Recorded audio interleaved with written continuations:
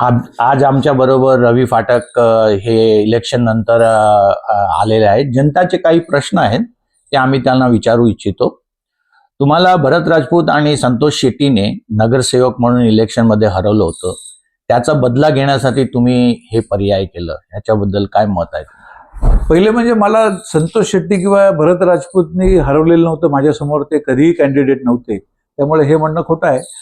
पण मी 3 वेळा नगरसेवक होतो. नगराध्यक्ष राहिल्यानंतर परत नवीन लोकांना संधी मिळावी म्हणून मी गेले काही वर्ष कुठलंही इलेक्शन लढलेलं नव्हतं. नवीन लोकांना जर काही त्यांना माझ्याकडून माहिती हवी असेल, काही मला माहिती असेल, त्याचा उपयोग होत असेल तर मी देत होतो.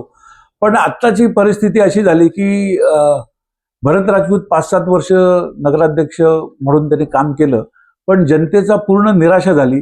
त्यांना मोठ्या उमेदीने लोकांनी निवडून दिलं होतं, ते सपशेल त्याच्यात फेल गेले. डहाणू गावाचं नुकसान झालं. त्यांनी फक्त वैयक्तिक स्वतःचा विकास केला, डहाणूचा कुठलाही विकास केला नाही. म्हणून मला ह्या इलेक्शनमध्ये उतरावं लागलं. जनतेचा दुसरा प्रश्न आहे का भरत सिंग राजपूत वर्सेस राजू माची. तर यांच्यामध्ये 1 to 1 अशी जी फाईट झाली, त्याच्यामध्ये पार्टीबद्दल काय वैर नव्हतं, तर त्याच्याबद्दल तुमचं काय म्हणणं आहे? पार्टीबद्दल कधीच वैर नव्हतं.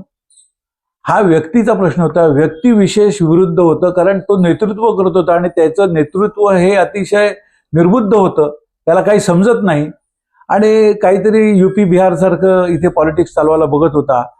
4 गाड्या घेऊन जायच्या, बाउन्सर घेऊन जायचे, लोकांवर दबाव आणायचा. हे पसंत नव्हतं. त्याने कुठलंही चांगलं काम जे लोकांच्या उपयोगी पडेल असं केलं नव्हतं. आणि माननीय शिंदे साहेबांनी एक सामान्य कार्यकर्ता राजू माच्छेला उमेदवारी दिली आणि त्यांनी मला रिक्वेस्ट केली की ह्या निवडणुकीमध्ये मला सपोर्ट करा. आणि मी त्यामुळे राजू माच्छेला सपोर्ट केला. आणि मी फक्त लोकांच्या मनात ज्या भावना होत्या, जे लोक एक्सप्रेस करू शकत नव्हते, जे दबलेले होते, त्यांच्या भावना व्यक्त केल्या आणि लोकांनी त्याला अत्यंत पॉझिटिव्ह प्रतिसाद दिला. आणि त्यामुळे प्रत्येक वॉर्डमधून भरत राजपूतला कमी मतं मिळाली आणि राजू माच्छी प्रचंड मताने निवडून आला. जनतेच्या मनात एक फार मोठा प्रश्न आहे का आता कोणताही पर्याय नाही इलेक्शन लढण्यासाठी, पैसा फार जरुरी झालाय आणि बघण्यात आलाय का पैशाची जी उलाढाल झाली आहे ती भयंकर झाली. इतका पैसा जर डेव्हलपमेंटमध्ये टाकला असता तर डहाणूचा विकास झाला असता. पैशाचा वापर वाढलेला आहे, ह्याच्यात दुमत नाही. ती माझीही खंत आहे. ह्यामुळे सर्वसामान्य कुठलाही माणूस नगरसेवक म्हणून उभा राहणार नाही. 5 वर्षांनी अजूनही कठीण परिस्थिती येईल. निवडणुकीमध्ये एवढ्या प्रचंड प्रमाणात पैसा वापरणं हे दुःखद गोष्ट आहे. ह्याच्यावर कोणीतरी आळा आणला पाहिजे. सरकार काय करतं त्याकडे बघू. ह्या गोष्टीला बंदी करण्यासाठी मी फारच लहान आहे, पण माझी इच्छा आहे की हा जो प्रचंड पैशाचा वापर आहे तो पूर्णपणे चुकीचा आहे. लोकांनी त्यांच्या कामावर, कर्तृत्वावरच मतं मागितली पाहिजेत. पण लोकही आता अशी झालेली आहेत की सगळ्यांकडून पैसे घेतात, मग कोणाला तरी मतदान करतात. लोकही विकाऊ झालेली आहेत. मला चांगल्या लोकांनी पैसे घेतलं असं लोकांकडून समजलं, मला अतिशय दुःख झालं. पण एवढ्या सगळ्यांचे विचार बदलणे एवढी ताकद अजून तरी माझ्यात नाही. पण माझी इच्छा आहे की कुठल्याही माणसाने पैसे न घेताच मतदान केलं पाहिजे. कारण 5 वर्षातून त्याला एकदाच हा अधिकार मिळतो आणि तो असा त्यांनी विकून टाकावा हे दुःखद आहे. तुम्ही केलेले कार्य लोकांच्या मनात आहे. खास करून स्टेशन पासून ते सागर नाकापर्यंत तुम्ही जो डबल रस्ता बनवला आणि मध्ये लाईटचे पोल वगैरे लावले आणि सर्वात महत्त्वाचं म्हणजे जी मुतारी होती आणि चंद्रिकाच्या हॉटेलच्या समोर ट्रान्सफॉर्मर होता, तो तुम्ही हटवून लोकांची फार चांगली सेवा केली. त्याच्याबद्दल लोकांना फार आवडलं. त्याप्रमाणे तुम्ही पुढे इराणी रोड, मसोली नाका, सागर नाका पासून सरावलीपर्यंत असा काही तुमच्या मनात विचार आहे का? पुढे असा काही होईल असं? माझ्या मनात डहाणू पुढल्या 5 वर्षात काय डेव्हलपमेंट व्हावी याचा प्लॅन आहे. काय काय करू शकतो ह्याची सुद्धा मला माहिती आहे. निवडणूक तर जिंकलेली आहे. आता 5 वर्षामध्ये ते सर्व मिळून माझी जी विजन आहे त्याला किती सपोर्टली जी व्यवस्था आहे, जी प्रगती आहे, जी डहाणूची व्हायला पाहिजे त्याच्यासाठी मी पूर्ण प्रयत्न करणार आहे. मागच्या वेळेला सुद्धा जे मी केलं ते लोकांच्या सपोर्टमुळेच केलं. लोकांनी जर सपोर्ट केला नसता तर हे शक्य नव्हतं. म्हणजे आपले माजी नगरसेवक होते आधी इराणी, त्यांनाही या गोष्टीत खूप इंटरेस्ट होता, त्यांनी पूर्ण सपोर्ट केला. असेच आत्ताच्या बॉडीत निवडून आलेले, मग त्यांनी कुठलीही पार्टी पॉलिटिक्स न घेता चांगल्या कामाला जर सपोर्ट केला तर डहाणूचा विकास निश्चित होईल. ज्याप्रमाणे तुम्हाला डहाणू बद्दल फार प्रेम आहे हे दिसतंय, आणि तुम्ही जो प्रचार केला व्हॉट्सअप, फेसबुक, इंस्टाग्राम यामध्ये ज्या ज्या गोष्टी तुम्ही सांगितल्या त्याचा निर्णय तुम्हाला 4,000 मतांनी जास्त मतांनी तुमचा विजय झाला आहे. पण तुम्ही वापरलेली जी भाषा होती ती योग्य होती का? भाषा योग्य होती, कारण अहंकाराला तुम्हाला खालती आणण्यासाठी जोरातच बोलायला पाहिजे, त्यासाठी तुम्हाला ॲग्रेसिव्हच असायला पाहिजे. माझ्या ॲग्रेशनमुळे सर्वसामान्य माणसाला ताकद आली. त्याला समजलं की हा उन्मत्त माणूस आपण झुकवू शकतो, त्याला हरवू शकतो, ही त्यांच्या मनात विश्वास निर्माण झाला आणि म्हणून त्यांनी भरभरून मतदान केलं. नाहीतर सगळेच दबलेले होते, आधीचे नगरसेवक होते सगळे दबलेले होते. एकाच्याही हिंमत नव्हती त्याच्या विरुद्ध बोलण्याची किंवा त्याला सजेशन देण्याची. त्याच्या पार्टीतल्या सुद्धा एकाही नगरसेवकामध्ये त्याला सजेशन सांगण्याची हिंमत नाही.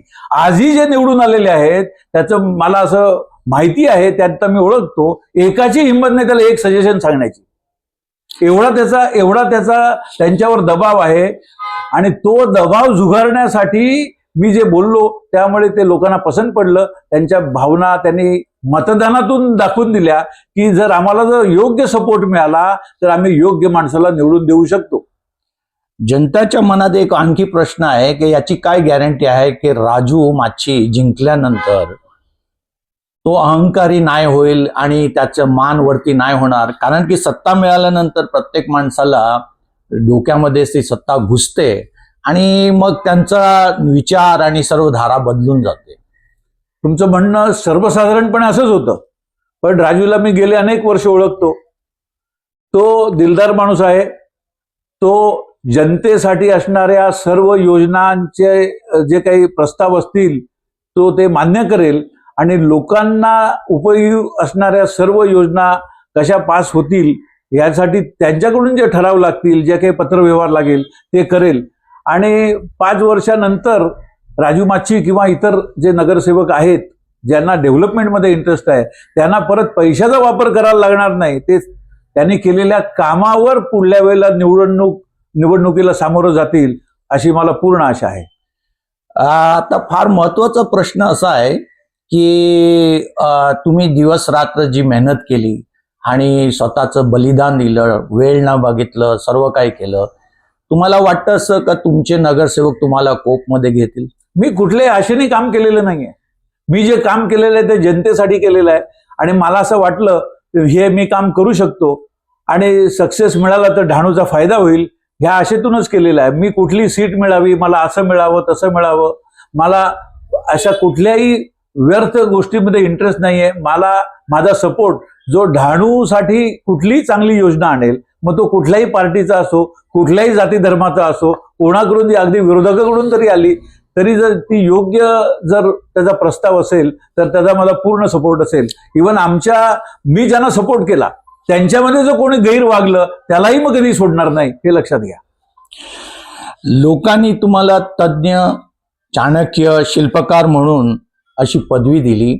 आता रवी फाटक त्या पदवीला कसं बघतात? लोकांनी काय म्हटलं त्यासाठी मी हे केलंच नाही. मला असं वाटलं की आपण हे करायला पाहिजे, हे कर्तव्य आहे आपलं आणि म्हणून मी केलेलं आहे. आणि लोकांना ते पसंत पडलं म्हणून त्याने मतदान भरभरून दिलं. आणि ह्या पुढेही मी लोक उपयोगीच कामं करीन.